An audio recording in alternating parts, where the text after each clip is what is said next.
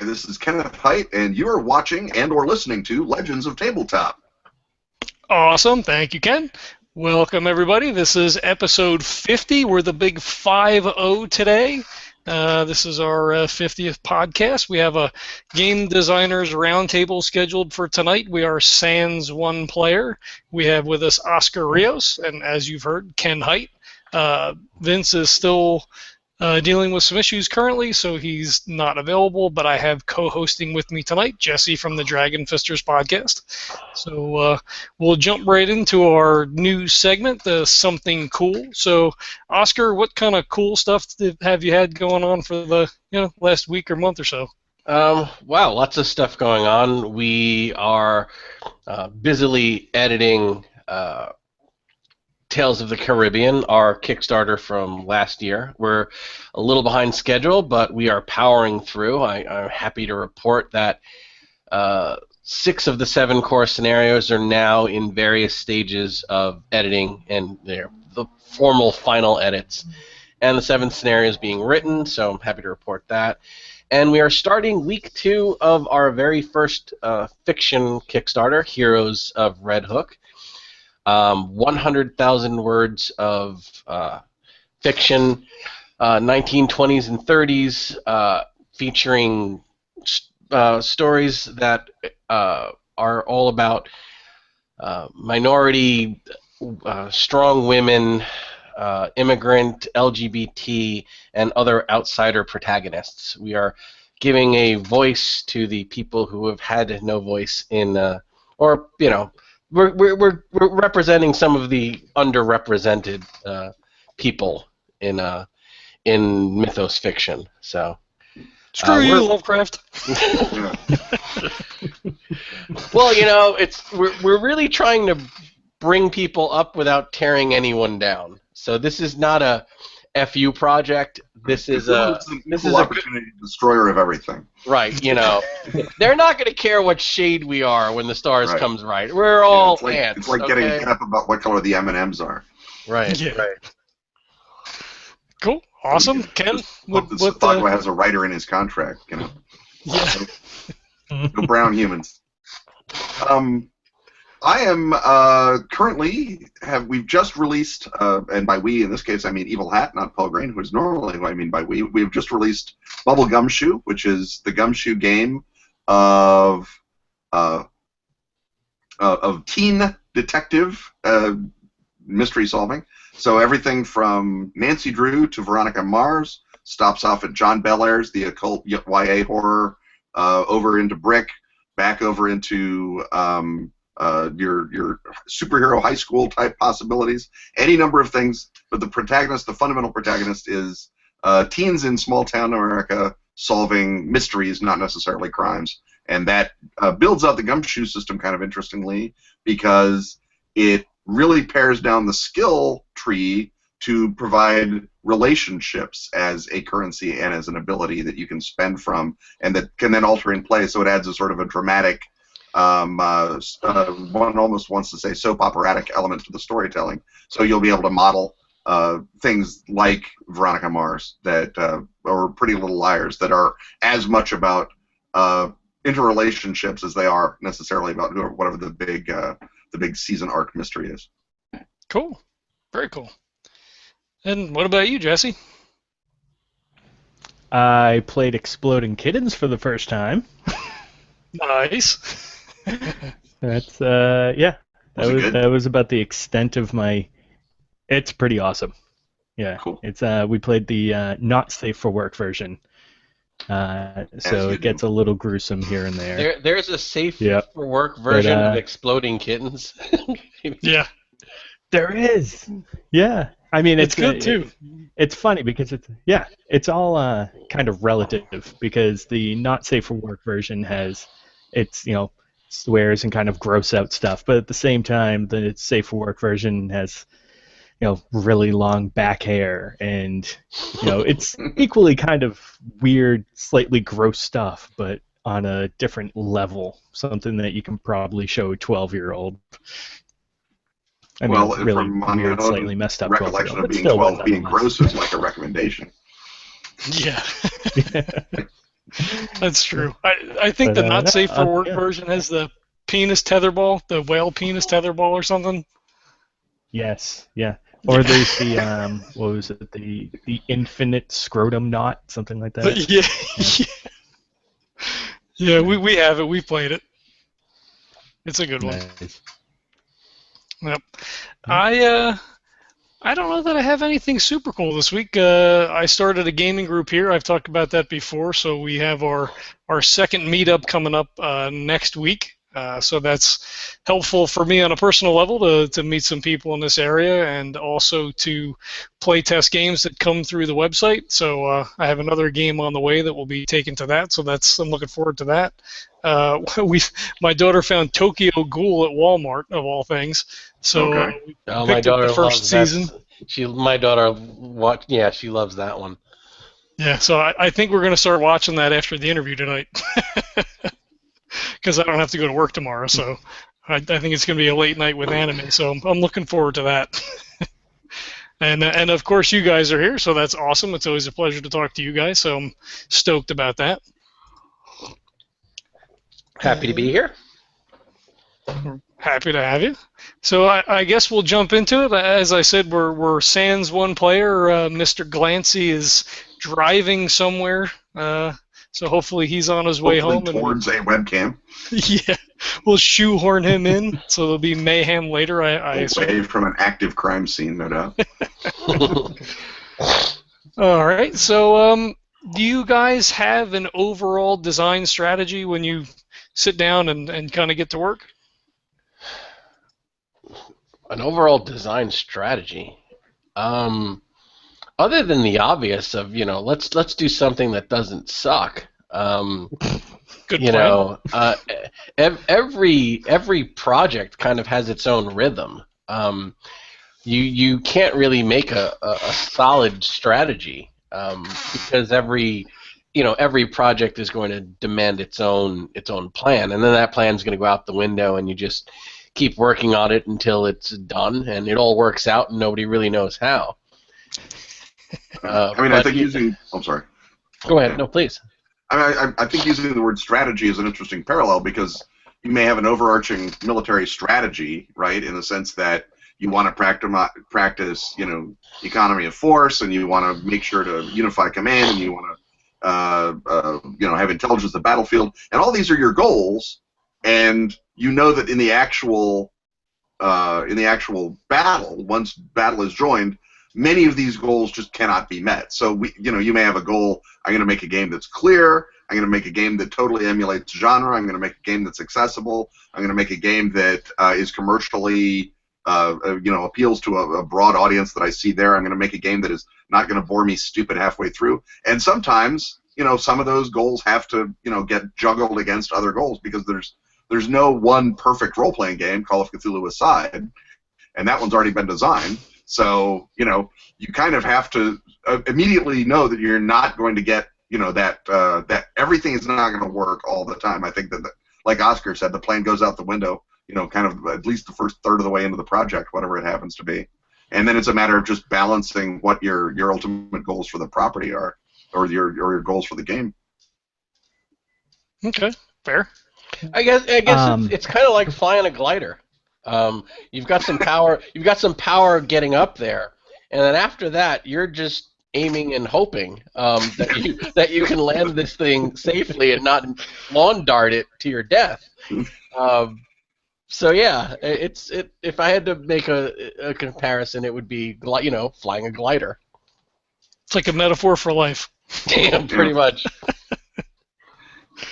Do you approach it from the same, or rather, do you section out certain things? Like, do you say, okay, well, first I'm going to work on the overarching story portion, and then I'm going to move into specific mechanics, and then I'm going to kind of tie everything together, or do you just kind of approach it from a more fluid?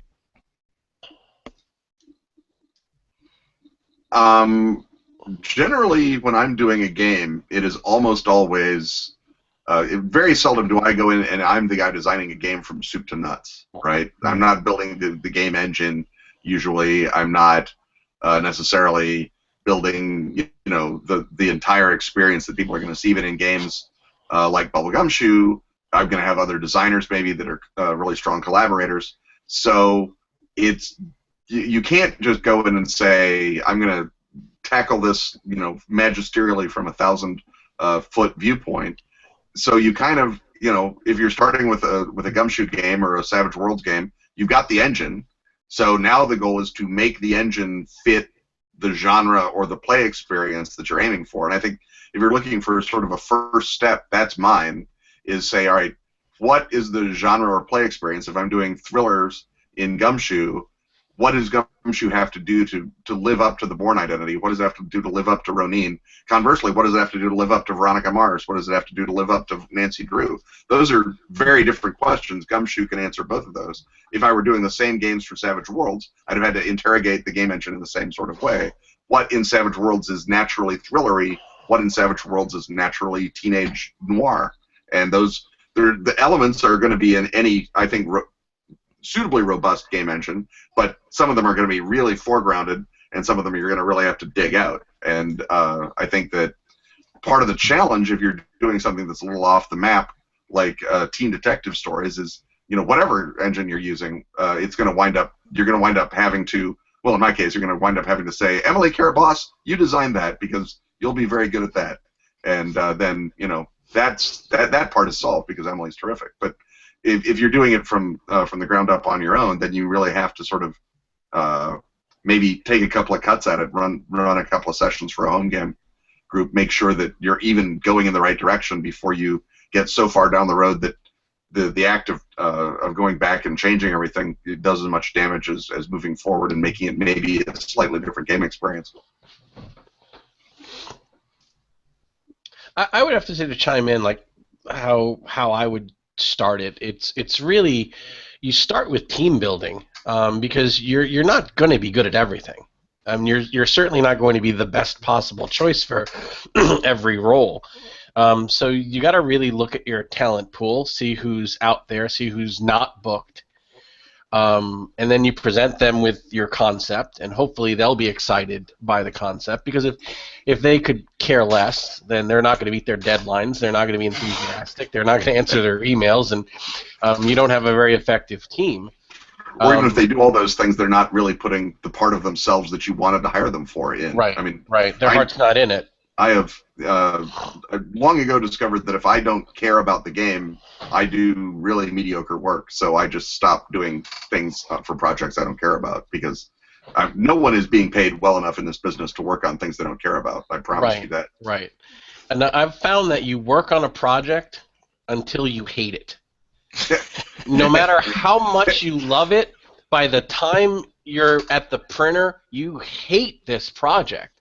So you damn well better love it a lot on day one, because by the finish line, you just want to wash your hands of it. You're just like, please, just when will this end? And that's just the nature of every single project. But it's like pregnancy and childbirth. You forget the pain, and then a year later you look at this and like, wow, we did that. That was awesome.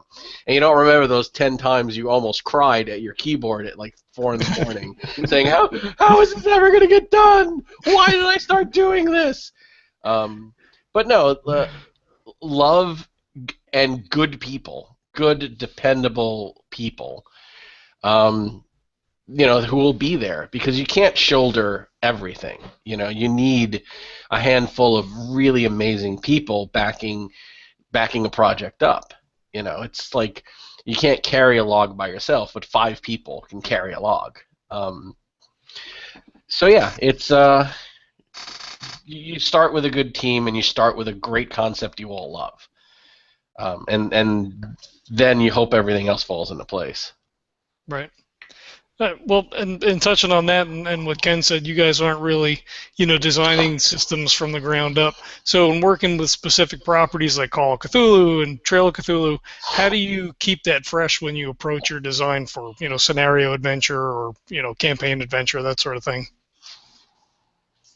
Well, I think the advantage, certainly with working with Call of Cthulhu, is that you're working with something that is really perfect. I mean, it's perfectly tuned for what the experience that you want. Hundreds of thousands of people by now have played it and gotten that experience out of it. No one is going in saying, "I wonder what this mysterious rule set does." We know this like a high performance driver knows their car, and getting the performance you want out of Call of Cthulhu is not oh, how do I keep the experience of driving this high performance car fresh? It's like, I hope I don't spin out on the road and go over the cliff and everyone mocks me because I've ruined this nice car that everyone had.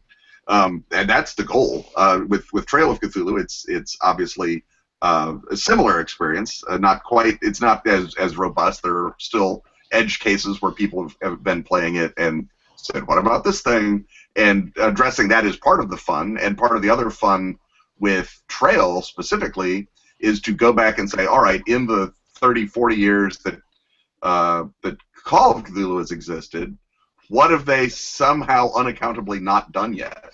And that was what Bookhounds of London, for example, is no one's ever done the campaign where you're the guy who has the grimoire and has to figure out what to do with it. And with Dreamhounds, Robin's campaign was no one knows who made the Dreamlands into this weird 1890s symbolist arabesque, and what if it changes? And then Robin is the guy who says, all right, this is how it changes. So the fun thing there is not necessarily working on anything mechanically with the engine. Trail and Call are both, I think, pretty robust, but conceptually expanding it. And whether that's just a new area where you're like, no one has ever done Call of Cthulhu in Utah. I want to do Call of Utah, the Shadow over Salt Lake.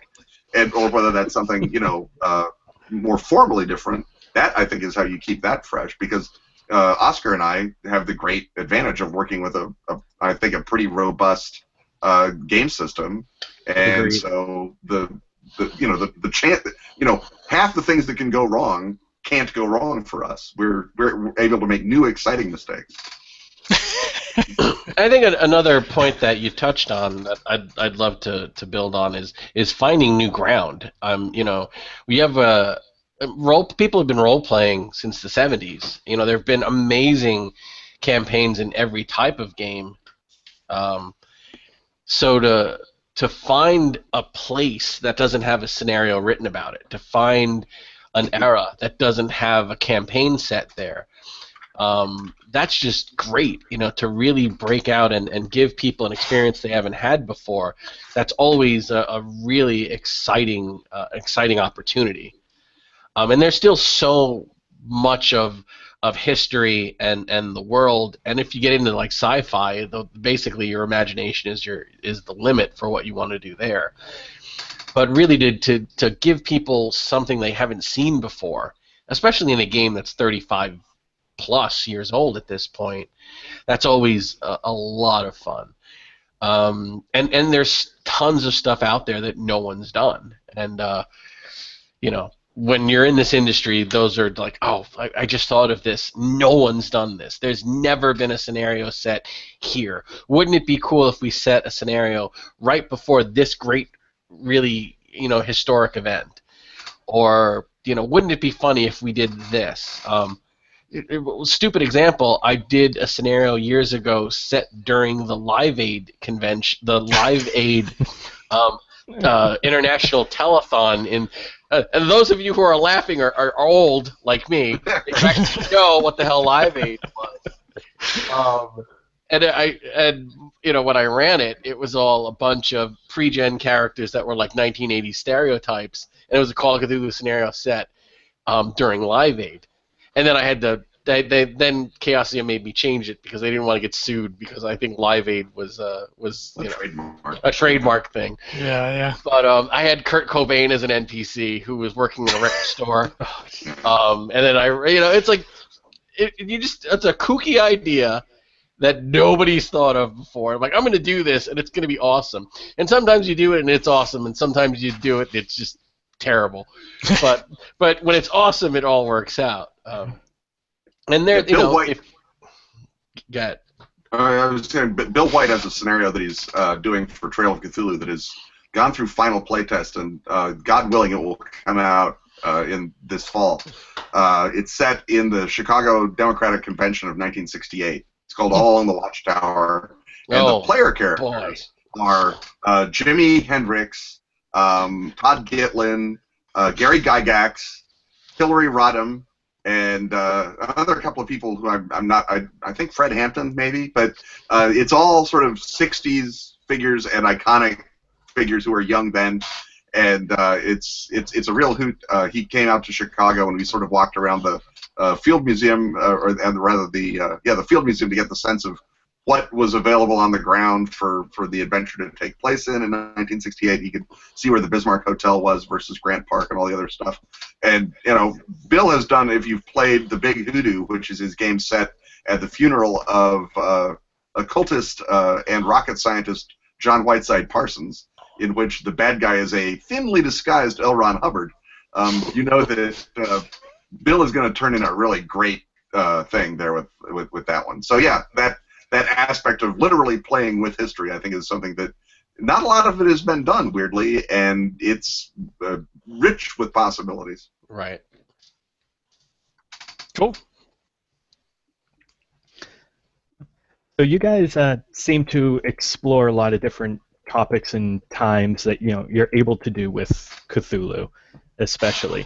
So when you have to or are able to diverge with the topic so severely, when you develop an adventure, are there certain beats that in that, or do you try to is that kind of the antithesis of what a writer or developer wants to do? Do you want to make it a little bit more freeform?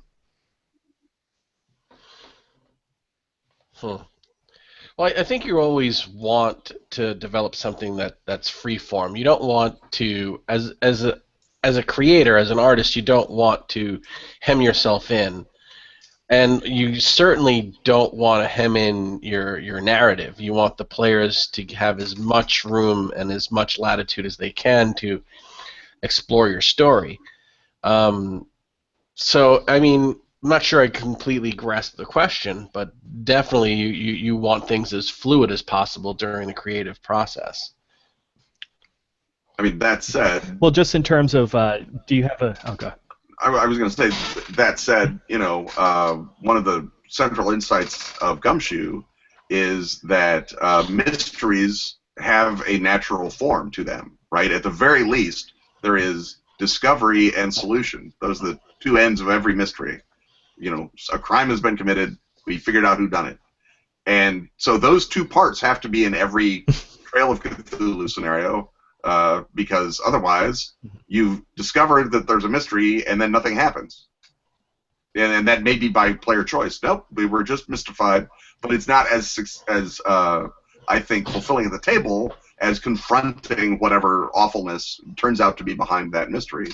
And so in Gumshoe, we have kind of a set list of beats that get hit in every mystery, and the trick, like with the sonnet form or the sonata form, speaking of art that is constrained by form, is to do it in an interesting way that takes the player to somewhere and gives them opportunities to explore stuff while still remaining within the natural arc of every mystery story. Every mystery has a beginning and an ending. That means you can divide it by a line, and the line that we draw things along in Gumshoe Adventures is sort of the average of all mystery stories, if you want to say that. So it's like a median band.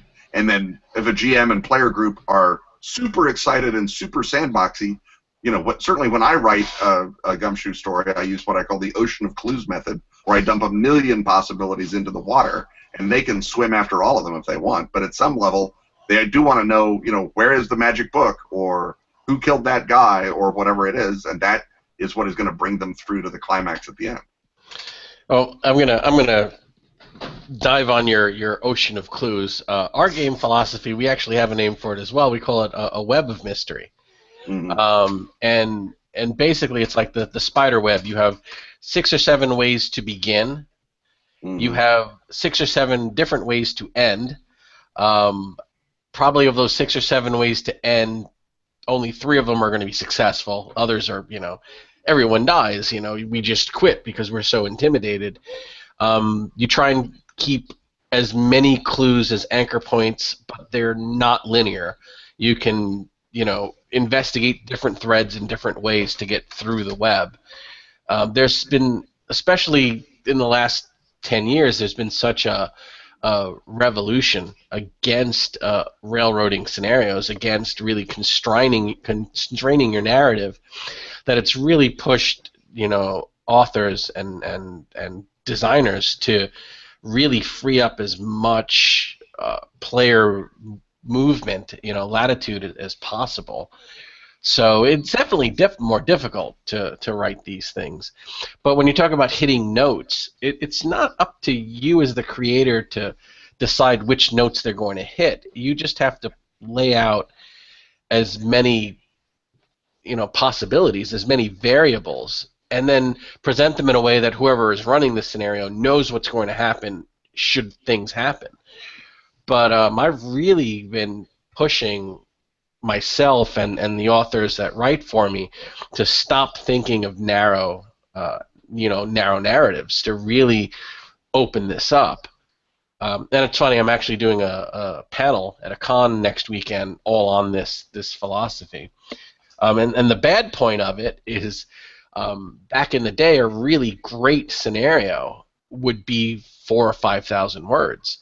Today, the bare bones scenario is 10 to 12. So they're much longer and much harder to write than they used to be. It's like I look at the Golden Age Call of Cthulhu scenarios, and they're like 4,000 words, and they're awesome. But they're on rails. You really don't have a lot of options, and smart players will break those like plates at a Greek wedding. I mean, they're just shattered. Yeah. I mean, that said, if 40% of your endings are we never got into the mystery and we stood around the platform waiting for a train to come by, that's not a fun night either. So a railroad is merely a way to get from A to B, and if you've got an A and you've got a B, however you got there looks like a railroad in retrospect, because you didn't actually go down every strand of the web, you went down one strand of the web, right? Right. So as long as the players have control over the throttle and can stoke it or not stoke it, and there's plenty of scenery to look at and plenty of Cossacks to fight on the train, there is nothing at all wrong with the railroad. There's nothing wrong with it. Second of all, the whole question of designing to the railroad or not to the railroad is sort of missing the point, because the story has to function and make sense. And if the story doesn't function and make sense, that may or may not be true to how weirdness happens, but it's not true to how fiction about weirdness happens. And that's what we're emulating. We're not trying to say, gosh, I wonder what would happen if 5 actual randos encountered the color out of space. Because we know what would happen. They'd all be eaten and they'd die. What we're trying to solve, what we're trying to do at the table is, what happens if 5 adventurers, 5 investigators, 5 people who have a bare prayer of knowing and escaping to tell the tale, maybe not all of them, but at least maybe one of them, encounter a color out of space? Because that's the interesting question. Nothing is interesting about a vampire chowing down on a bunch of helpless people. The interesting thing is, what about people who are possibly capable of solving the mystery, even if, ideally, they didn't know it was a vampire, they didn't know that they could solve a vampire mystery, and many, many other things are in between what would otherwise be a pretty straightforward, oh, it's a vampire, we'll hunt it and kill it type story. And that's the goal, because you have to have structure or else the whole evening falls apart. And that's one of the sort of insights of Gumshoe. I feel, not even more than the, you always get the investigative clue, but we're not modeling reality. This is not GURPS. We are modeling stories about reality, or in this case, we're modeling stories not at all about reality. We're modeling stories about crazy imaginary tentacle monsters. And so therefore, to say, well, plausibly, I think we could avoid this whole thing by going to the FBI and leaving town, is just as stupid as saying, well, plausibly, Cthulhu would fall apart because of the inverse, the square law. That's not, neither of those is a fun answer, so don't ask that question. Mm-hmm. Well, I mean, and that's the thing. When you sit down at the table, you're entering the train, right? I mean, there's a social contract when you sit down. It's like, we agree that we're going to do a thing together. We're going to meet in a tavern. We're going to, meet at the private detective office. Whatever it is, you take off on the train as soon as you sit down. So I tend to agree with Ken. Like, if they want to go to the library and your monsters are in town hall, well, they go to the library, so now the monsters are in the library now. Like, it doesn't really matter. It's railroady, but not railroady. I mean, they made the choice to go there, and you just shift elements and story points around as your players make choices. And ideally, you do it either organically enough so that it makes sense within the narrative of the universe, or at least organically enough so that they can't tell that you did that. Because the Schrodinger's monster trick is, if they catch you doing it, then you're in trouble.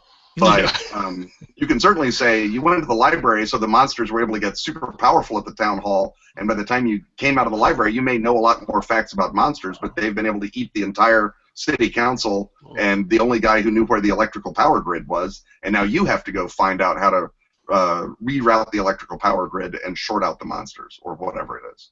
Mm-hmm. Okay, I'm going to chime in. I got it. Now, I play with the same group of people a lot, and they have their characters, and their characters are veterans, or hopefully become veterans. But people get attached to these things, and what happens often, and it happens often to me, is there will be a moment in mid-scenario where they figured out what they need to do, and they realize how dangerous it really is.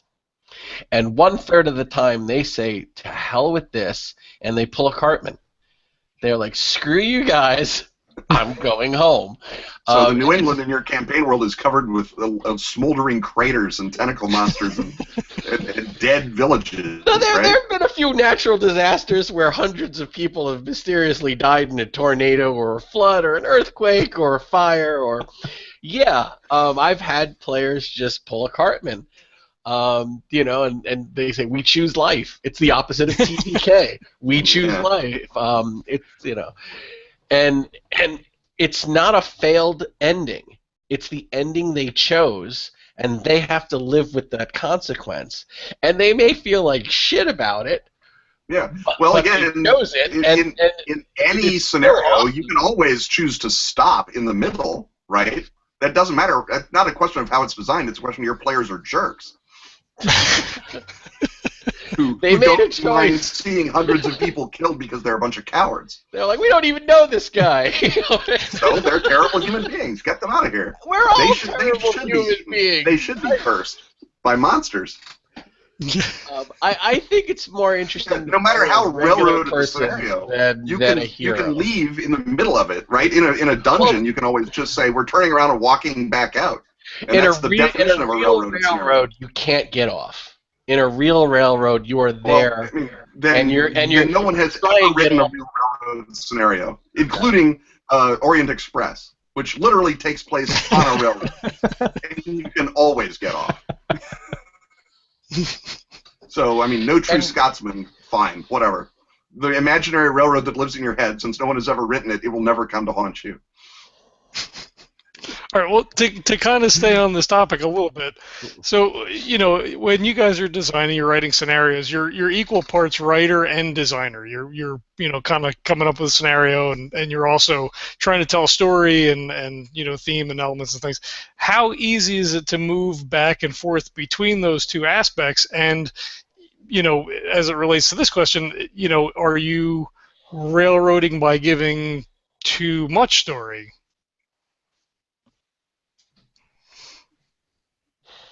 Well, you never really know what your players are going to do, no matter how much story you put out there. You can design you can try and design a real compelling reason for them to do certain things and go certain places. It's no guarantee they're going to do those things and go those places. You hope that they will do certain things and go certain places and reach certain outcomes, but part of the excitement of running it is not knowing where these little hamsters are going to go in your maze, and being ready for whatever little corridor they go down. And if they break your scenario, to see that as a good thing. And then, okay, maybe now you need to do some rewrites, but let's see where this goes. I've had brilliant people outthink me in scenarios. One great story is that I told at Necronomicon is I had a player say, so ghouls are living things, right? They're not undead. They're they can drown and they can they need to breathe. And I said, well, yeah. So he poisoned the ghoul lair with a backhoe and some newspaper and just funneled carbon monoxide down there. And I was like, son of a bitch, he just fucking did, he killed my ghouls with carbon monoxide. Well, your mistake there was saying that ghouls needed to breathe. I didn't know where he was going. He was pretty smart. Whenever they say, can a ghoul be poisoned, the answer is always no. Right? Does a ghoul need action? You don't know. Have you captured a ghoul? Have you done extensive clinical trials with ghouls? Are you a trained anatomist? Do you know a trained anatomist? Maybe you could kidnap a ghoul, take them to the medical school, and have them experiment. All that sounds like a great adventure to have. Weirdly enough, three of the 6 player characters were in fact ghouls in this scenario. So the player who was asking, do ghouls need to breathe, was asking another ghoul in the group. Right. So it was kind of hard for me to say, well, you don't have a ghoul to test this on. Right. Well, all right. I guess that when half of your players are ghouls, you are on the way to breaking your scenario. But I think there may be a simpler solution that you're not that you're overlooking here. I think his solution was rewarded with success. That was brilliant, and I did not take offense. And he poisoned the ghoul. He poisoned the horrible ghouls with carbon monoxide. Yeah. And when I rewrote the scenario, none of these machines had gas. I solved it another way. Yeah, but that's not railroading at all, to suddenly mysteriously have no farm machinery around. They could go get gas. I just made it more difficult. All right. But, I'm just saying that it's really hard to, design something that's going to be great without forcing them into the great parts. You can, put as not enough shiny lights on it that they really want to go to it, or build a really compelling reason. But you're gonna have players who are just jerks. I'm like, I don't know this little girl who's trapped down the well with the Shoggoth. She's not my niece. I mean, I know a lot of pricks. you can't out-design idiots because idiots are too clever, as I think S. John Ross once told me. So don't bother. I mean, only write scenarios for people who want to play. I think that's not a particularly onerous limitation as a designer to have. I tend to agree with you that if people are sitting down at the table, they're at least showing an interest in getting to somewhere, as opposed to just demonstrating how much of your time they can waste. So I would say the goal between designer and artist is that the designer knows that certain things need to happen at the table, and the artist's job is to make those things that happen meaningful, interesting, compelling, terrifying, pitiable, emotional things, and give all of that opportunity to play out regardless of how an individual person may play a given scenario out. Because even if someone is actually not going to let the little girl die in the pit, their methods of solving the problem and their reaction to her death are all going to be different, and you need to give the GM as much information as you can to allow them to play with that. But if the scenario is about the little girl in the Shoggoth pit, the number of endings where little girl is okay and nothing ever went wrong, I think we can assume that that's not part of the scenario's goal, and you need to sort of move forward and assume that people are playing to the finish line, not playing to score a tie in some imaginary soccer game. And I think once we've established that there's a little girl in a Shoggoth pit, something obviously has already gone wrong. It may just be something is wrong with the main educational system. It's not necessarily something that went wrong at the table, but yeah. They could have put up a fence. Just one sign. Is that all we ask? Yeah, it should have been posted. Do not enter. Pit may contain Shoggoth. Pit was manufactured in a facility that includes Shoggoths. Oh, God. So jumping beat slightly, Oscar, you had touched on this a couple of times, both with your rewrite of the farm equipment and also with your Live Aid adventure. I know that editors have a job to do, but how often or to what severity do you often have material asked to be removed from a campaign or adventure, and what's the severe Oh, removed. Oh, request wow. that you've got? See, I thought you were going to say that just doesn't work or doesn't make any sense or needs to be better, but removed, that doesn't happen as often, but when it does happen, it's really bad. We've got, I'm lucky enough to work with some really creative and dark people. And yeah, you have to look at what's going on in a scenario and see how how triggery it might be. Are we crossing certain lines? Is this in here just to be sensational, or is it integral to the story? And if it isn't really important to the story, how can we present this in a way that's not going to really freak someone out? I mean, the reality of it is that there are gamers out there who are dealing with the after effects of being victims of trauma and assault and abuse, and they deal with this, and you just can't have this emotional landmine in the middle of your scenario without any kind of warning. So if you're going to go there, you need trigger warnings at the top of your scenario, and we have a few scenarios that do have trigger warnings. And again, you try and tone them down. If they're way over the line, you try and tone them down. There's one scenario that I edited where we had a little girl who was a victim of sexual assault, and the author wanted to have her. In the scenario, she is alarmingly young, and in the original version, she was about 4 years younger than that. So we made her 4 years older just so it would be horrific, instead of leaving it as it was originally written, which would have been, absolutely horrific. And the author was like, "Yeah, I get it, but those things when you have to remove something, those are pretty extreme, and they're great when they happen because you look at it and you're like." Oh boy, are we going here? Or are we gonna not go here? And if we're going to go here, how can we go here a little bit better? Because I'm not afraid of going there. That's what art is. You want to make someone feel, whether they're feeling, excitement or fear or horror or loathing. You definitely want to have them feel something. But how much and how you make them, how much they feel and how you make them feel, that sometimes has to be really carefully considered. When we were doing Bubble Gumshoe, obviously, because we're doing a game about teenagers and default teenage girls, there's obviously any number of things that could have gone horribly wrong, and that was why it was super important that the majority of the design team be female when we put it together, so that it wasn't, Ken, doughy 50-year-old white guy making a bunch of decisions. And everyone could sort of have a whip around. We're all grown-ups. We're all game designers. We've all been down this road. So no one was immediately going off in really terrible directions. But there was a lot of, is this too much? Have we used the R word too often? Do we need to back it up? Do we need to go back to sort of the lighter side of high school detective stuff a little bit and maybe break it up a tad?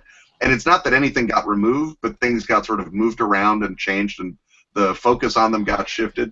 So, yeah, we got a question from the editor, and it's like, should there be Rohypnol mentioned in this game? Rohypnol is bad. And I'm like, well, we're mentioning murder. Murder is also bad. And Rohypnol is core to the source text. It's a major plot point in Veronica Mars. So removing it would look fakey, but we don't have to make it a giant, hey kids, here are the rules for roofies, moment either. So they know that sort of thing exists in the game world, and they can use it or not use it as they wish, but it's not, but it's not like foregrounded that this is the exciting game involving date rape. That's not what the game's about. The game's about the whole panoply of teen detective adventure, and so that's part of it, but it's only part of it, and you have to sort of have that sense of balance. And I think anyone who's done anything for 10 years for an audience gets a sense of what is acceptable and what's not acceptable. And the trick is to be acceptable while still, as Oscar says, pushing enough buttons that you do get an emotional response from the story, whatever that happens to be. And that's sort of one of the balancing acts that goes in. But in terms of having someone yank my choke chain and say, no, you're not doing that, the last time that happened to me was in the 90s when I was doing Cainite Heresy for White Wolf. And I wrote up, this is what the vampires who are heretical vampires, they're not even regular vampires, they're vampires that other vampires think are heretics. What do they believe? And in the document, I wrote up this vampire gospel that was based on real Gnostic beliefs. And I said, okay, the vampires in this church believe that Jesus was a vampire because, holy blood, and he comes back from the dead and all this other stuff. And it seemed like a totally natural thing for vampires to believe in the context of the Middle Ages. And I put it into the outline and I sent it off. And Rich Dansky, who was my developer, said, Ken, you are a nice Christian boy from Illinois, and you can write that all day, but I'm a Jew living in Atlanta, so we're not going to publish it. So this was like early 90s? Late 90s. This was late 97, wow. I think. Yeah, thereabouts. And so I said, all right. So we put that as a possible thing that some parts of the heresy might believe into a tiny little sidebar and hid it away as opposed to making it sort of the center of this vampire gospel. And that was, I don't know whether it's justified or not. I think artistically you can make the argument that I made that it's an absolutely natural thing for vampires to believe. But I think you can agree that for the product not to get everyone, in great, horrible trouble, and considerably more trouble than a vampire supplement is worth, that maybe it was a good idea for me to sort of soft pedal the hell out of it. And it's not like there's not plenty of awful stuff that the Gnostics believe that you can't go and make up. So I think I made St. Thomas a vampire and got my yayas up that way. Right, and there's a games... fake vampire. Vampires believe he's a vampire. St. Thomas is not a vampire, kids. Don't write Oscar a lot of letters. And there are games that I think every writer writes and has no intention of publishing. I have two scenarios that are so dark and out there. I run them rarely, and I have no intention of ever publishing them.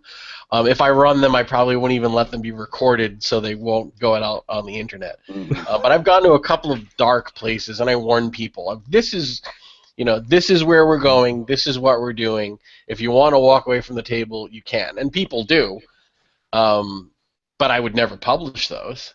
I mean, I don't need people bombing my house because of a Call of Cthulhu scenario. That does seem like a waste of a bomb. Yeah. For a Call of Cthulhu scenario of all things. I don't know. The stuff that I can't publish is just because it's too ridiculous. You'd have to explain a whole bunch of, very recondite bits about, 19th century American politics. And I've trained my players to suffer under my lash, but no one else in the world would buy any of that stuff.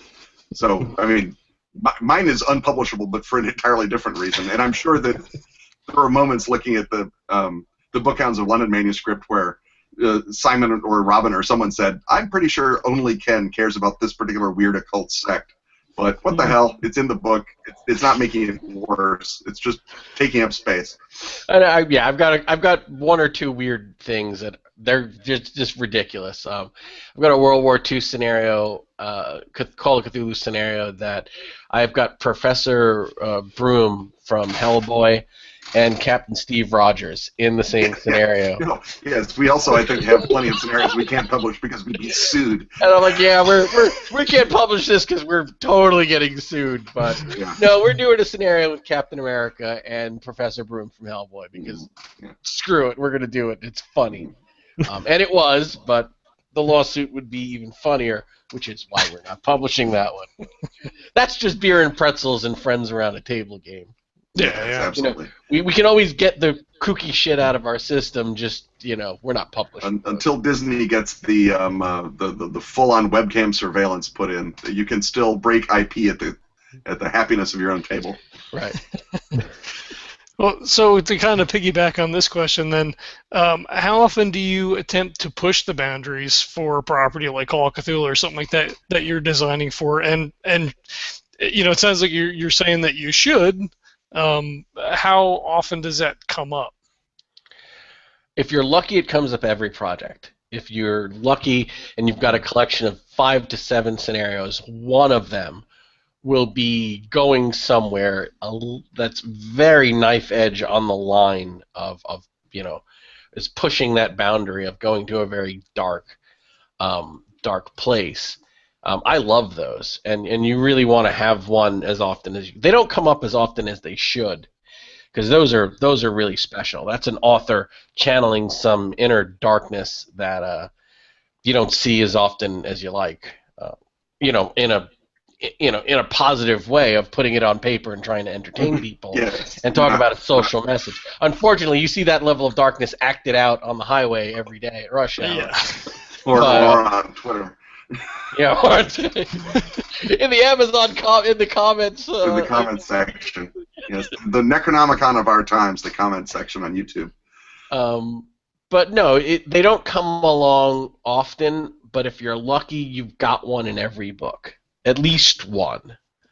And you love that one. It's the ugly little kid in the school picture, and it's like a bunch of smiling faces and that one kid scowling, and you're like, that's the one that's going to be a serial killer. and you if you're lucky, every collection has that one scowling kid in on the side of the school picture. And like, yeah, we're gonna have fun running this one.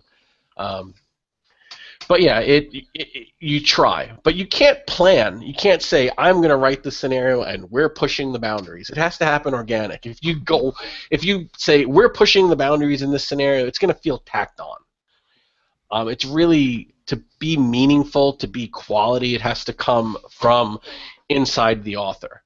That the author has something he needs to express, something he needs to work through, get out, talk about, and he writes a scenario and you read it and say, wow, did it just get dark in here or what? And you go with it and you bring it to fruition. But you can't plan those. You're lucky when they happen. I mean, at least this is my personal experience and opinion. I mean, maybe somebody can plan it, but I wouldn't see it working that way.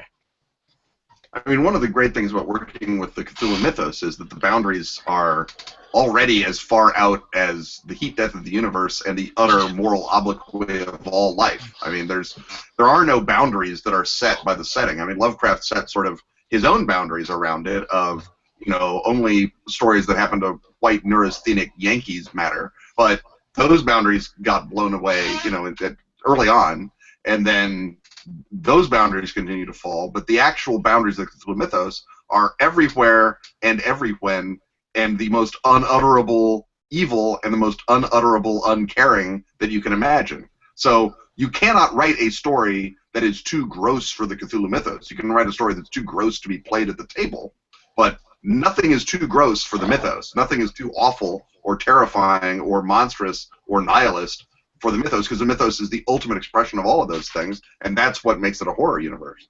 So the good thing about, that's a whole different world. If Oscar and I were writing competing My Little Pony adventures, then we'd have a whole different sort of questions that we'd have to be answering all the time.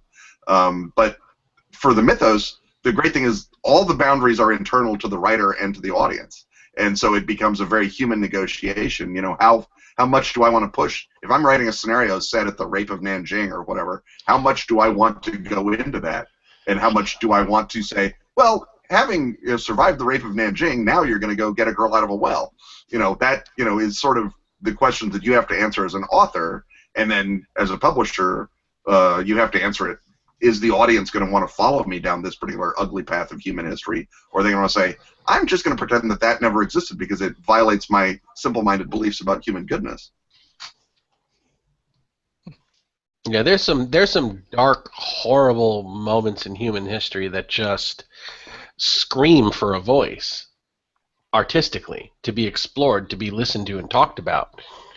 But does anyone want to listen? Does anyone want to talk about it? Because and it makes... they want to play with those moments at the table, as opposed to do something that has a more serious cast in their own minds. I happen to think that any art can be trivial and any art can be meaningful, and it just depends on what you're doing with it. But there are certainly people who say if dice are involved, then doing the Rape of Nanjing is inherently more trivial than watching a documentary about it, because that's a nobler art film or whatever, right? I can understand that people say that.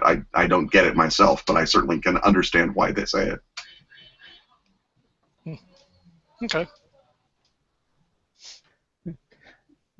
Now, speaking of campaign boundaries, so to speak, how often are you able to design or able to approach a campaign or scenario with a fresh idea of your own rather than being handed an idea? Say, someone comes up to you and says, "Please, little girl down a well with a Shoggoth."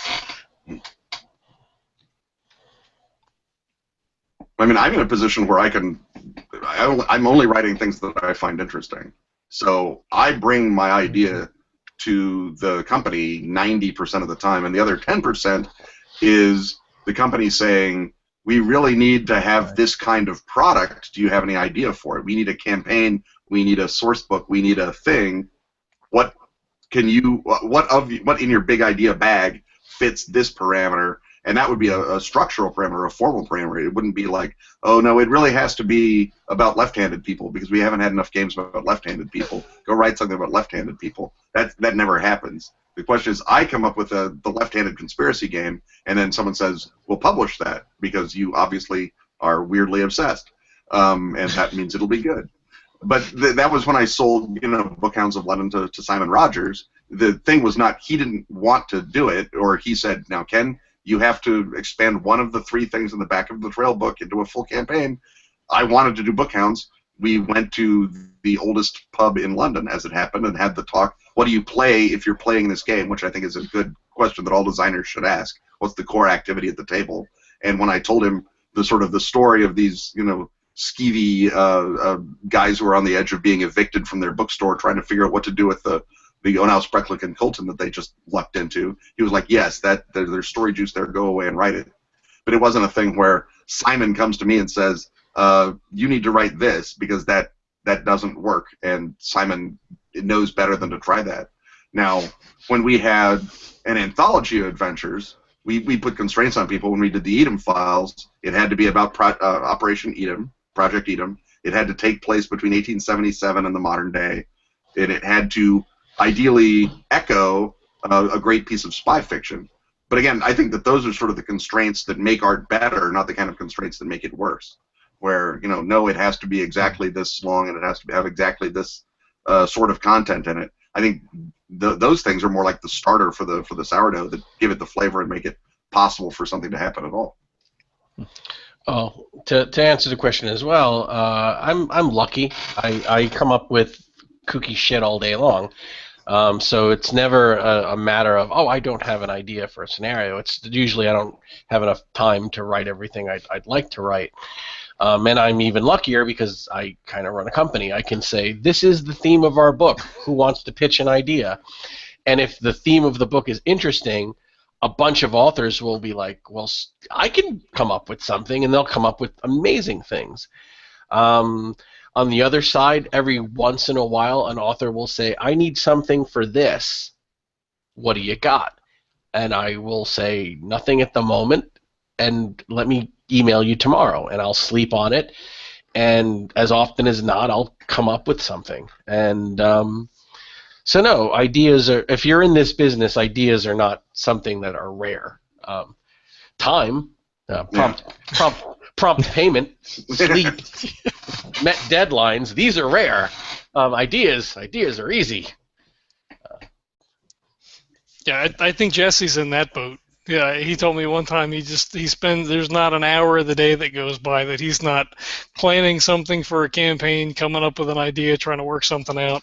Well, I know what my company's doing for the next 18 months. Okay, we're working on 2 projects. We know what the next 2 are. And and the only reason we're not planning beyond that is because that's stupid. We've got enough to do. When one of these projects is at the printer, we'll start thinking about another project.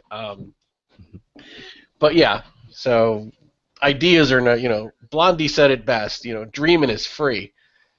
Dreaming is easy. All right. So, after you sat down, you designed an adventure, campaign, whatever, how much time do you set aside for playtesting, and how important is it, I'm going to combine 2, how important is it for you to play the games that you are designing? Not necessarily a specific scenario, but in general. Like if you didn't play Call of Cthulhu, probably not going to be the best scenarios, right? Right. Well, that's only because you're going to be a terrible, terrible person who shouldn't be allowed to game. Not really for any other reason. You haven't played Call of Cthulhu. It's just like you've never seen a Western. You just go back and take school again until you get it right. I think after, like you said, after the scenario is done, I usually show it to my editor or my co-editor, or if I'm just editing, I get another set of eyes on it. No one person is going to see everything. After that, when we feel it's watertight, we put it in the water with playtesters and see how it plays out.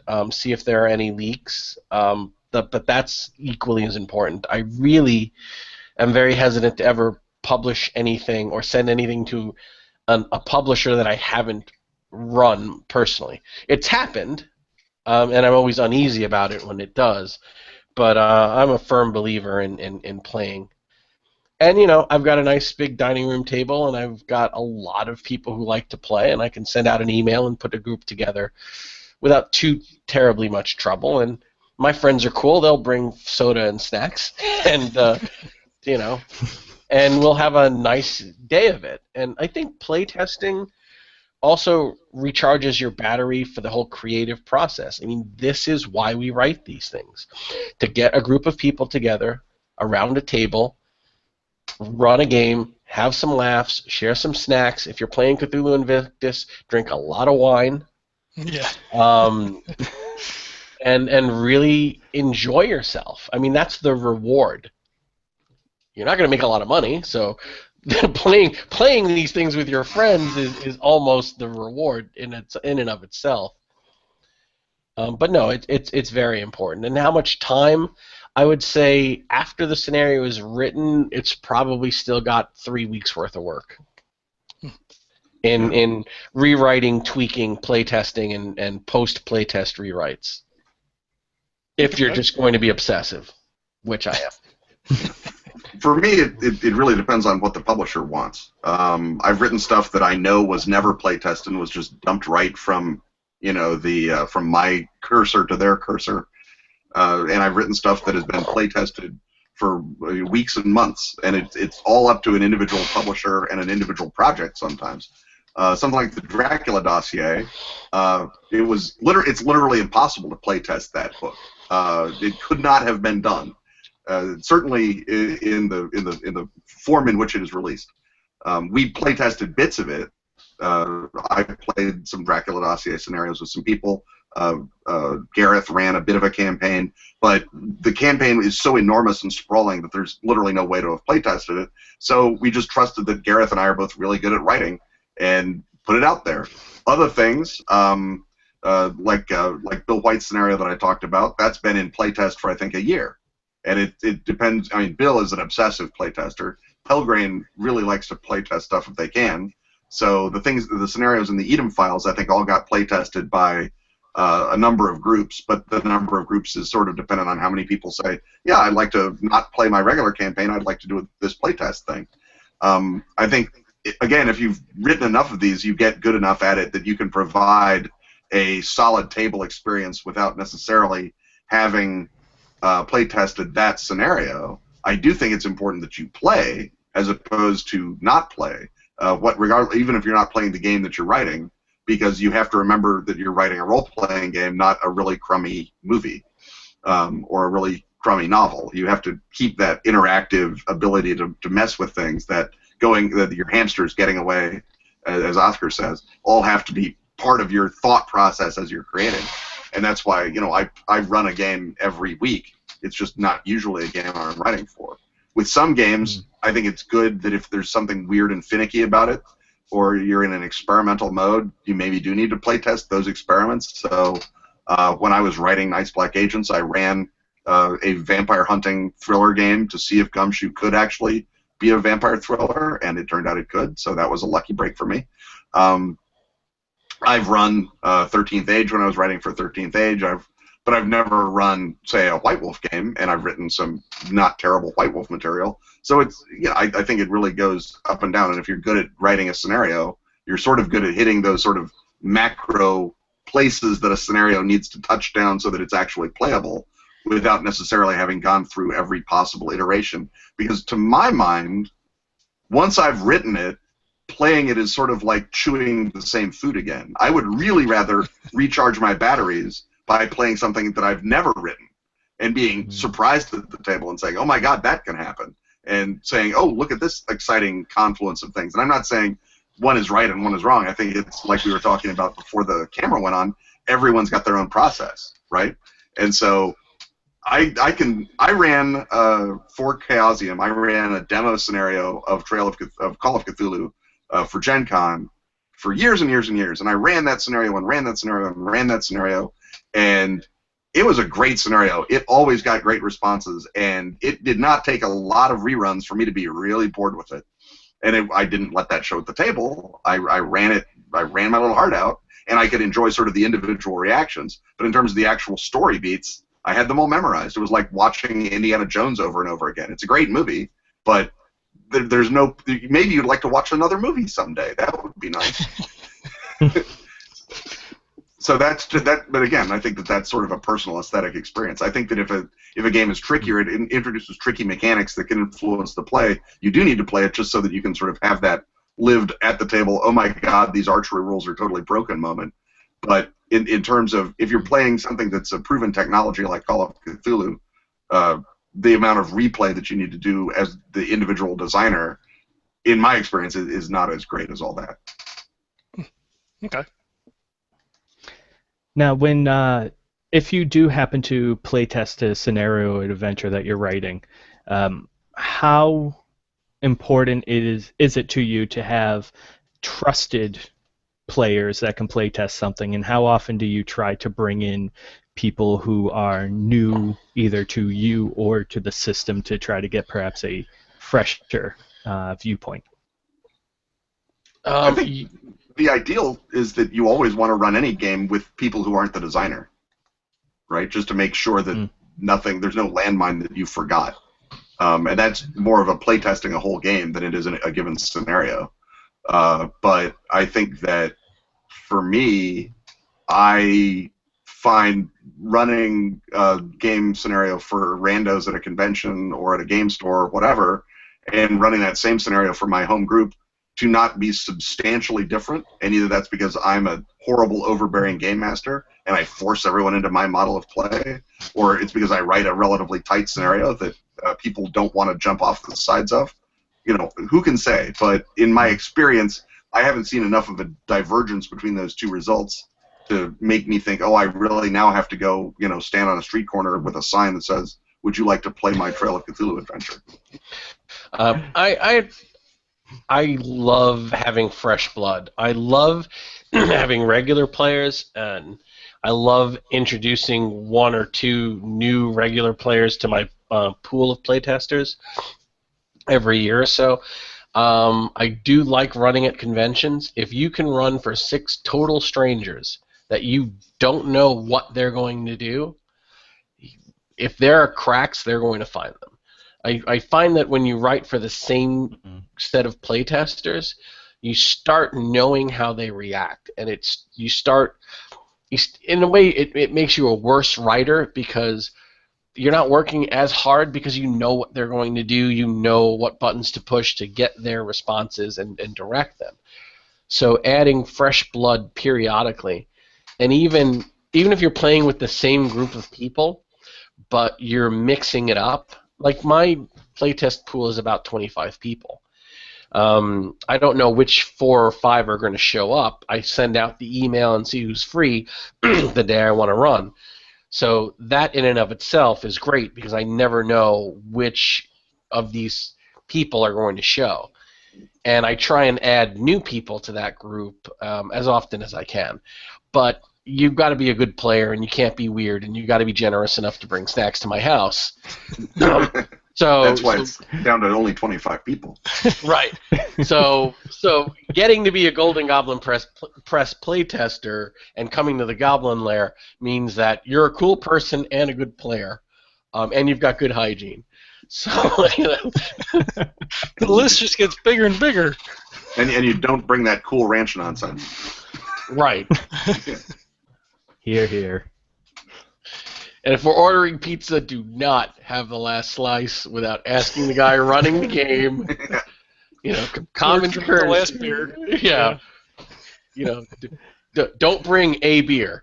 Don't come in with a beer for yourself. You will not be invited back. I'm sensing we're opening some wounds here. No. Moving back through Oscar's past. But fresh blood and a good group at the table with low drama. You know, leave the drama in the game. But no, fresh blood is great, and total strangers are great. Because they take you out of your comfort zone. It's more fun to run when you have no idea how it's going to go. I mean, it's just as fun to run with people you love and play with regularly, but for effective playtesting, you want to be outside of your comfort zone. I'm never outside of my comfort zone. My comfort zone is vast and capacious. That's what she said. Yeah. Yeah, it is. Now this podcast has to come with a trigger warning. Thanks, Oscar. I think people that listen probably know what they're getting into. At this point. They signed up for the railroad when they sat down. So, what was the one thing that got you into designing? Was it a certain piece of homebrew or a game as a teenager? It was like, wow, this is a really cool thing, and this is something that I would be interested in doing. Oh, I know the exact moment. I was at a con, and I was playing a Call of Cthulhu scenario with a total stranger, and it was a really interesting scenario. We were all immigrant coal miners in Pennsylvania, and I think we were all like Swedish or Norwegian immigrants, and we get trapped in a coal mine, and it's like in the 1880s. I mean, it was just really great. And at the end of the scenario, I asked the guy running it, what book is this in? Because I would love to run it for my friends. And he said, I wrote it. It's not in any book. I just wrote it. You can see my notes if you want. And it blew me away that here's this guy at a con, just a regular guy at a game day, running an amazing scenario, and he's just a guy. And I'm like, well, shit, I'm just a guy. Story checks out. And I started writing. I'd been running at that point. I'd run so much of the classic stuff. I was running out of good scenarios to run. Back in the early 90s, it was a lot harder to get Call of Cthulhu scenarios. I mean, the books were not. They were going out of print, and you were trying to find used ones, and you were going to eBay and really trying to build up your library if you weren't lucky enough to get them when they first came out. So it was an honest question. I was looking for a good scenario, and this guy had written a really good scenario. And then I invited him to my house when I wrote something, and he became one of my first playtesters. He playtested all of the scenarios in my first book, and I had the distinct pleasure of publishing his first scenario in De Horror Cosmico. We're still great friends, and now he writes for me.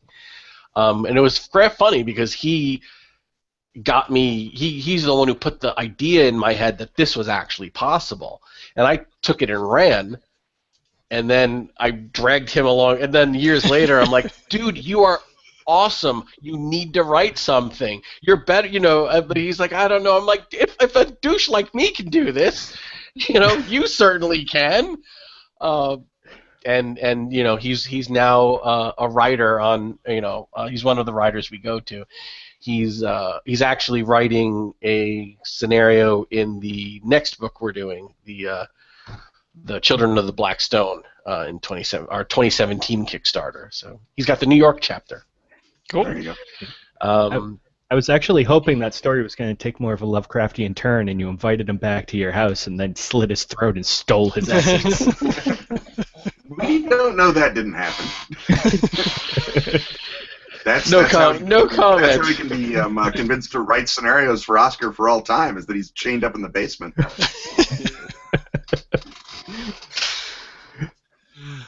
I mean, the dirty secret, and I guess you sort of, went there already, Oscar, is that all of us that have played, certainly all of us that have run games, are already scenario writers, right? Even if we ran massive Nyarlathotep, we changed one thing because we knew that, Cindy wasn't going to do that one thing, but we wanted to make it scarier for her, or bring her in, or do something. We've changed, even the most perfect of campaigns for our own table. And so we're designers, right? That everyone who's run is a designer. And the question is, at what point are you idiot enough to want to do it for money as opposed to just as a way to kill time? And for me, that came because a guy that was in my Call of Cthulhu campaign in high school and then in college went to work for Iron Crown, and he knew the Chaosium guys professionally. And I knew them as a guy who ran scenarios for them at Gen Con in exchange for a badge in a hotel room, which is not the same thing. But he got from them the playtest manuscript of Nephilim and said, oh, well, here's a game about occult conspiracies with immortal weird demigods and magic. This is Ken Hite written all over it. He sent it to me for my comment, and I wrote up about 11,000 words of back chat on that and sent it off to him, and he sent that to Chaosium. And then Chaosium, in the person of Greg Stafford, his own personal self, sent me an email and said, this is great. We'd like to use it in the core book, all the material that you just wrote. What's the next book you're writing for us? And so the way I knew that I was a game writer is because Greg Stafford reached down out of heaven and touched me and said, you're a game writer and you're late. And that's kind of been the story of my life ever since, is that magical giants of the industry have somehow allowed me to come and play in their awesome garden and escape honest work. And so the more of that happens, the better I like it. But that's my story, is having run Call of Cthulhu obsessively for my friend Donald. He does the On Board Games podcast, which everyone should check out. And him having said, well, Ken is exactly the kind of weirdo for this material. I was the weirdo for that material, and that was all she wrote. At the same time, I'd also sort of noticed that Steve Jackson Games had a really clear what we want section in their newsletter. They didn't have a website then. It was ancient times. And so I pestered Steve at Gen Con until he agreed to read my proposal, and he liked it. And he hired me and Mike Schiffer and Craig Newmeyer to write Herbside Alternate Earths at kind of the same time that Greg brought me into the Nephilim fold. So I sort of had two roads in, the sort of one from the inside and one from the outside. But of the two of them, no offense to Steve Jackson, who's a delightful fellow, and I very much enjoyed all of my work for Steve Jackson Games, but nothing beats Greg Stafford emailing you and saying, what's the next book you're writing for us, as the sign that you are meant to be doing this. Well, I gotta throw in something, because you just reminded me, since you're name dropping. After my whole career, Oscar. after I wrote my first little thing, I tracked down I tracked down Richard Watts online on a message board, and he was he's a Golden Age author, wrote some really amazing stuff, and I was a big fan. And I just totally fanboyed him and ambushed him, like, hey, I just wrote this thing, and it's about the King in Yellow too, and you wrote my favorite King in Yellow scenario. Would you want to take? And he's like, sure, kid, send it over. I'll take a look, and I'll tell you what I think. And he sent me a 4-page email that had 4 paragraphs on why he liked it, and 3.5 pages on everything that was wrong with it and how to fix it. And it was like the Rosetta Stone had just fallen into my lap. I learned more about writing from that email than most people do in 4 semesters at a college with for creative writing. And it was just fantastic to get that, sight unseen no reason to help me kind of help from someone who really knew how to do this. Yeah. And again, like you said, that kind of validation is just when you're first starting out. Somebody you respect kind of takes you under their wing and says, here's what's wrong with it. When are you writing your next book for us? I mean, it's a life-changing moment for an author. Yeah, certainly.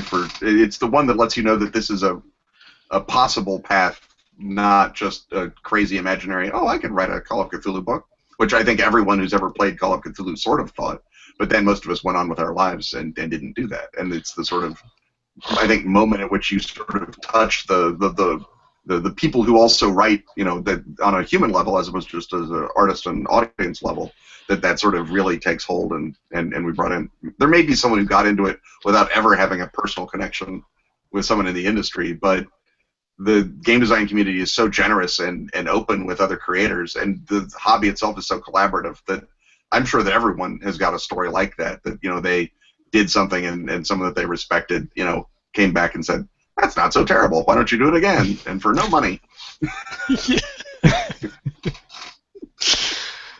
And now I think you and I are both at the point where we can do that and be that for a whole new crop of writers that are just starting to write their first right now. And we're like honor bound to pass to pay it forward now. It's like, a project will come and do we want to recruit a new author, and I'm like, oh, there's so much work, and I kind of have to, because I kind of have to because I owe the universe. You were that guy, yeah. Right. I was that guy, and I kind of have to do it. And it's great because you get to see a whole new group of people learning how to do this, and none of us are going to be around. So it's nice to see the new authors coming out and with a new, fresh perspective on what's going on and what's meaningful to them, and it's very circle of life. Yeah, and I think that it's like you're talking about how playing a scenario for new blood is really fun and interesting. I think having a new author write in a game that you've known and loved for a while, or that you've written, or that you've run forever, that's really great. When I was seeing people writing things for the Dracula dossier in Night's Black Agents, or when I was working, raising Gareth Hanrahan up to the level where he could destroy me and take my place seamlessly, which, looking back on it, may not have been the best plan I ever had. But working with other authors and sort of seeing them come at that same material but from their own unique perspective it's super great and super fun. And I think it makes you a better writer also to go and talk with other writers and to work with them on projects if you possibly can, because at the very least you're seeing how not to do it if they're terrible, and if they're good you're seeing wow, that's a whole new way of looking at that story or that aspect or that dice mechanic or that thing that I hadn't thought of, and now my quiver of tools is much bigger. Plus, obviously, as you point out, it's the right thing to do. And even if you don't steal from them, if they write something and it's really good, yeah, you'll be like, damn, now I've really got to kick up my game. It's like the next thing you write, it's like, and it's a very friendly competition, but we're all competing. You all, authors, we want approval, and to get approval from other authors is huge from us. So if we're impressed by another author, it makes us want to write, to create something special, a little more special the next time we're out there. So it's great to have that kind of pacing device. Like, we really want to kick up our game because there are other people doing great work that we respect. Or in some cases that we recruited, and then it's now you've got to stay ahead. It's one imagines it's like being a drill sergeant, and all these new 19-year-olds show up on Paris Island, and you're like, well, I'm 50. How am I going to stay ahead of them? They have all the advantages, and you just have to get meaner and smarter. Right.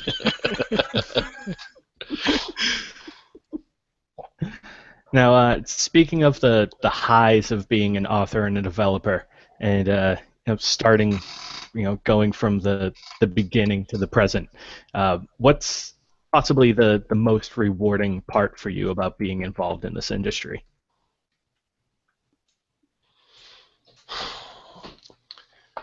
Wow.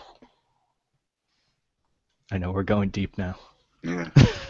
I think it's when someone you don't know at a convention sits down at your panel, and afterwards they come up and they talk about how their group ran a game you wrote and had a great time with it. Or you're just searching on the internet for a review of something, and you stumble upon an actual play of a game you wrote, and you get to listen to, 6 random nerds from 5 countries away playing a game that you wrote and laughing and having a great time. And I mean, that is absolutely a gift, to know that your work has reached and brought enjoyment to people that you'll never meet. And if you are lucky enough to meet them, they just kind of say, that was great, thanks, we really enjoyed that book. Or you get the random message on Facebook, are you going to be at this con? And when is pre-registration starting? Because I'd really like to get into your game. That's really what's most rewarding, I would say. Yeah, I think that sort of the human contact with the fans is super great, and just the knowledge that every day that I go to work, I'm actively making other people's lives more fun. Right? I mean, before that, I worked for the Astrophysical Journal, and every day I went to work, I was actively making science slightly less error-prone because I was a copy editor. And then before that, I worked for an insurance company. Every day that I went to work, I was trading my soul to something, and I'm helping an insurance company probably do something bad because they exist to do bad in a lot of cases, and certainly their bottom line does. And it's there's at least there's no way to say, well, Ken, you've made a role-playing game, therefore the world is worse. That's just not true. Everything that I do is making someone have more fun, right? And even if they never play it, if they just read it, they're having fun. And if they play it, that's the ultimate fun because you've made 5, 6, 7 people have fun, and in a really great social bond-building way that is not even true if we'd made a movie that a bunch of people saw, but they saw it all in their own little head. With a role-playing game, you're creating not just fun, but like community and human experience that's different every time. It's different every play at the table. And individuality and fun are two things that are grossly there's gross shortages of now. And the fact that Oscar and I and everyone else who designs role-playing games are making more of it is a super great moment, I think. Cool. That's awesome. Also, no pants at work. That's very good. Yeah. Yeah. I just want to say that Jesse's transitions are amazing. I'm so enjoying having him. the other question. Like we have some bare bones stuff, and he's just like weaving this word picture. He should be on the other side with you guys, maybe. All right, that kind of that's the DM part, trying to pull the players from their randomness back into line. We've been railroaded. Yes, but it seemed so natural at the time, didn't it, Oscar? A good railroad is you think it's a sandbox, but it's actually a railroad car full of sand in the desert. If the sandbox has got enough plastic dinosaurs buried in it, it hardly matters. Yeah. Cool.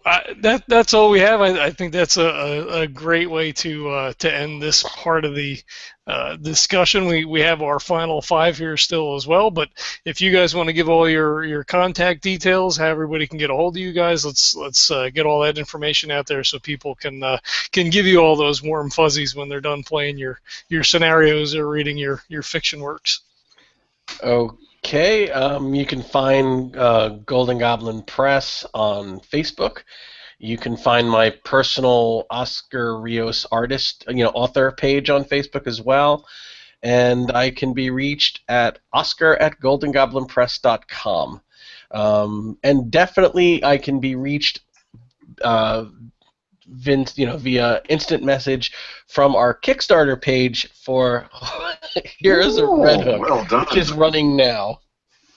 So go back to the project, send me a message through Facebook. I will reply quickly. And tune in next week when we have Oscar on again to talk about Heroes of Red Hook. I'm on Facebook as Kenneth Hite, and I'm at Kenneth Hite on Twitter, which apparently is where all of us fancy creatives spend more time than we should. So I'll certainly see it if you slide into my ats that way. And as far as interacting with me and other stuff, I'm usually at conventions, and I will tell the universe on Facebook and Twitter when I'm going to be at a convention. So just keep an eye on my every social media utterance, because I might be sneaking up in your backyard, and you would like to know that ahead of time, one hopes. And that is not a euphemism, by the way. It is not. No, it isn't. Not at all. And Jesse, why don't you go ahead and give your Dysphemism, details? if anything.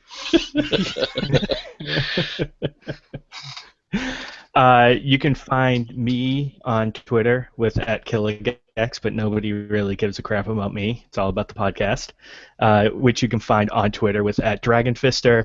We're on Facebook and a bunch of other stuff, Instagram and all that junk. But the most important thing is that you can go to thedragonfisters.com and listen to us every single week as I railroad players and attempt to kill their characters. I should also mention that because I foolishly don't have a Kickstarter running now to coincide with my appearance, you can always give Robin Laws and myself money by being a patron of our Patreon for Ken and Robin Talk About Stuff, our much beloved podcast, similar in format to this, with maybe a little less. The segues aren't as good. Let's just put it that way. We don't have Jesse there to lead us, so we're forced to find our own way. But go to the Patreon page, and if you ask a question on any of the posts on that, definitely you'll get Robin's attention, and 9 times out of 10 you'll get my attention. So there you go. Robin being conscientious and Canadian. Those two things go together, I guess. They do. It's a national A lot characteristic. of A's and stories. Yeah. Mm-hmm. All right, so learn something every day. All right, I don't know, Ken, if we had the final 5 when you came on the first time, but we have a new set of final 5 questions for your returning guests here. So we'll jump right in. Book or Kindle? This is for both of us, or? For both of you, yep. Yeah, right. Yeah. I would say tablet. Okay. Unless it's an RPG book. I'm not running a game or running rules off of a tablet. Yeah, the goal is all fiction goes on the Kindle now, just because there's only so much space in my basement. Nonfiction, because I need to research and look through stuff, and most Kindles, it takes longer to index it and do the search on the Kindle than it does to simply page through the index and find the page that you want. So nonfiction is usually a book, and fiction is ideally a Kindle. Although nowadays that the big 6 are price fixing again, it becomes frustratingly easy to go and buy it from Z shops, and then I have another piece of dead tree in my house that I would rather not have to shelve. Yep. I don't know, Ken. I think I see on the 4th shelf on the right side there might be a couple extra slots. Yeah, well, that's Byzantine and Dark Ages history, so yeah, that can happen. All right. Board games or RPGs? RPGs. No brainer, right? Yeah, I like talking to obviously, people. I think.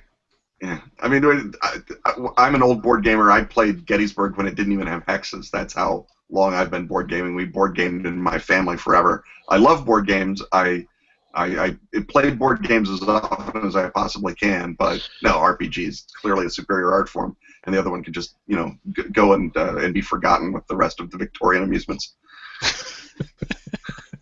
All right. So talking about role playing, you guys are both choose that there. Hack and slash or role play? Oh, role play. I love the high drama of really getting into a character and making people feel something other than how much money are we getting off this guy's corpse, and I'm going to take that sword once you're dead.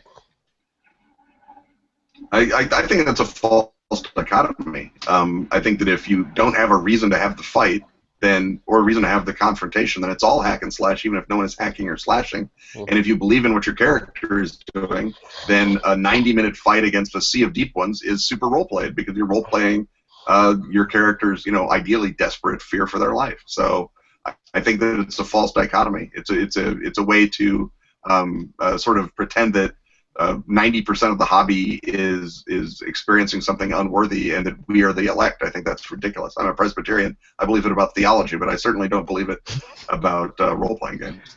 So anything where at the table you're engaged is the goal, and how you got engaged. Whether it's can I get a flanking bonus on this stupid orc shaman, or can I get the princess to release the cavalry for my use in the wily north. They're the same thing. You're engaged or you're not engaged. That's the question.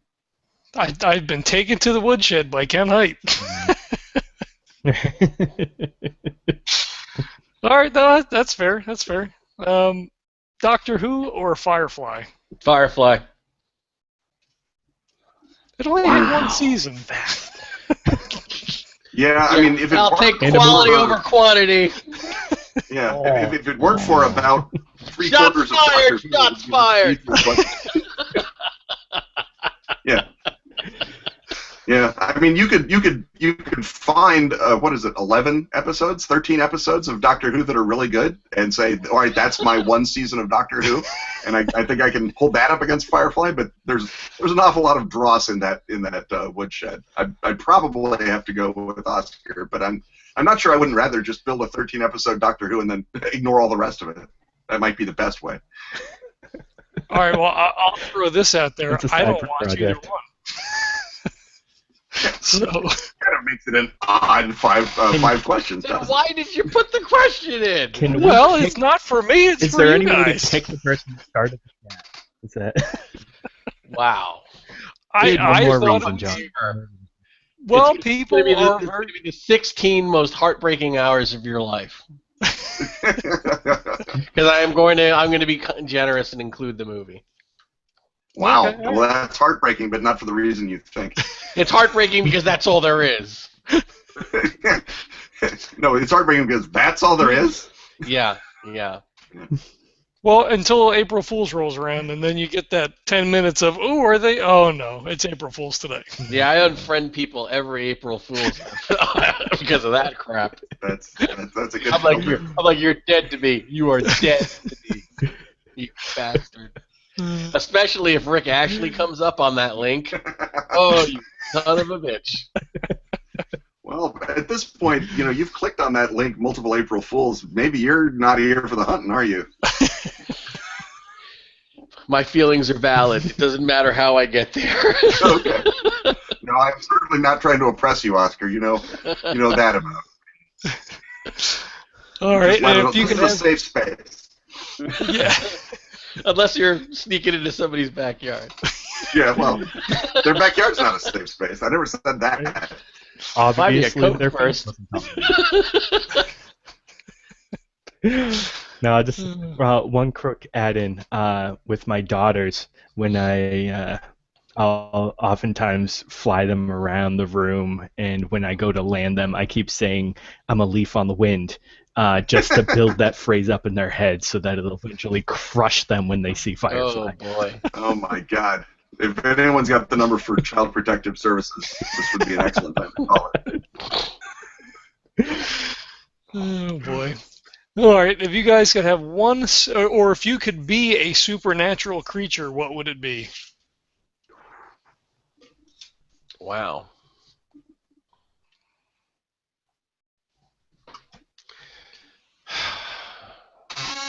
I would have to say I'd like to be the creature from the Black Lagoon.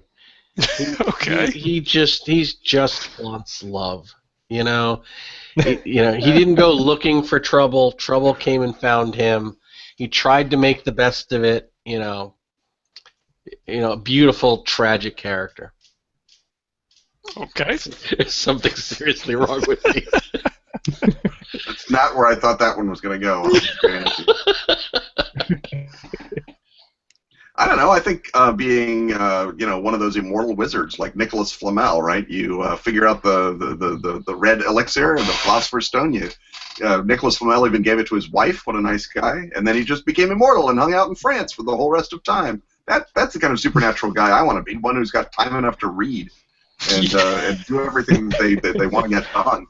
I'd like to be an immortal alchemist. Would be my supernatural creature, which may be dodging the question, but at least I don't want to get killed by John Agar. So there's that. We'll give it to you. It's close enough. Yeah.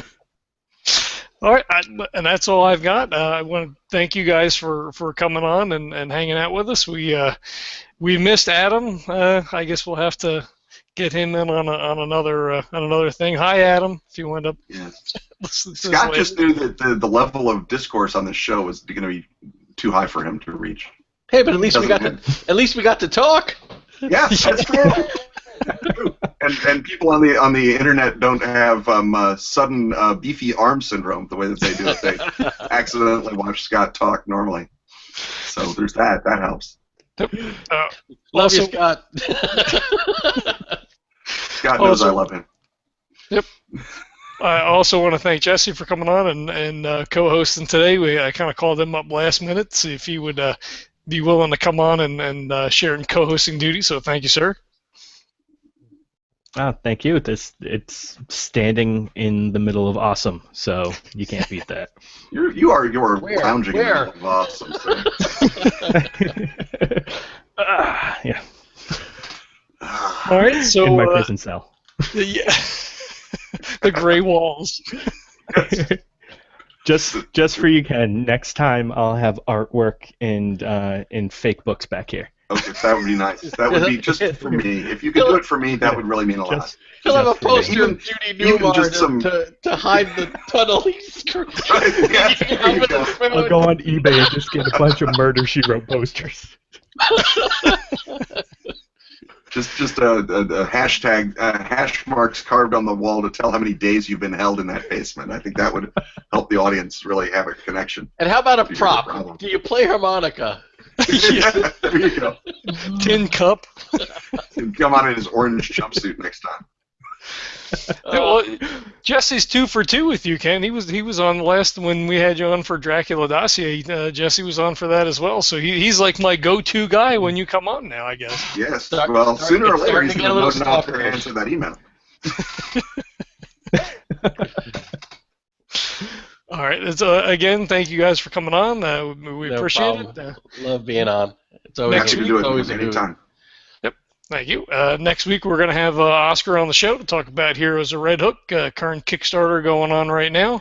You want to go over and check that out, and have links up in the show notes and all that jazz. So definitely want to be a part of that. And I'll give our details out for our show here. It's legendsoftabletop.com is the website. You can reach us by email. It's legendsoftabletop@gmail.com. Email us any of your questions, comments, or feedback. If you could leave us a rating or review on iTunes, that's very helpful. We're on all the social media platforms except probably Pinterest. I think might be the only one. So you can. Yeah. Well, hey, there's only so many hours in a day. So, Pinterest and Tinder. Yes. Yeah, he's on Tinder. No, he's on there. Right for hot D20 action. Yep. Yeah. You can find Legends of Tabletop on both Tinder and Grindr just to cover all the bases. That's good. That's accessibility. That's important. Yeah. Yep. Just look for the logo. It's a little different on the Grindr site, but whatever. Well, you'll recognize it. I'm pretty sure. Yeah. Or so I hear. So thanks everybody for checking it out, and I guess we'll catch you next time. Thanks, guys. Thanks. Thank you.